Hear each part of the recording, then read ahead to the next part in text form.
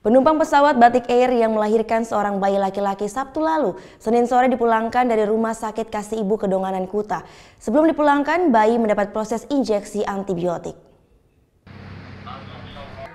Setelah 2 hari ditangani di Rumah Sakit Kasih Ibu Kedonganan Bali, Senin sore Nurul Saimah, ibu yang melahirkan di dalam kabin pesawat Batik Air, dipulangkan dari rumah sakit. Saat dipulangkan, kondisi ibu dan bayi laki-laki yang belum diberi nama tersebut dalam kondisi baik. Hari ini kondisi Ibu Nurul sudah stabil, jadi rencana memang dipulangkan oleh dokter kandungan kami, Dr. Sudebrata SPOG. Dan untuk kondisi bayinya sendiri, jadi kondisinya sudah stabil untuk hari ini. Rencana dipulangkan juga oleh dokter spesialis anak kami, Dr. Indah Buda.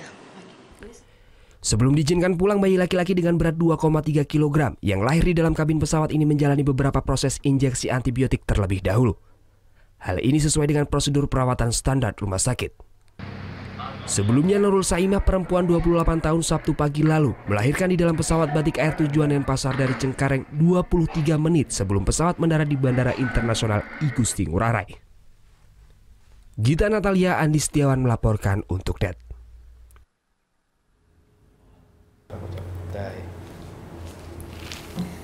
Udah selesai kan nontonnya? Nah, jadi jangan lupa buat like, komen, dan subscribe ya.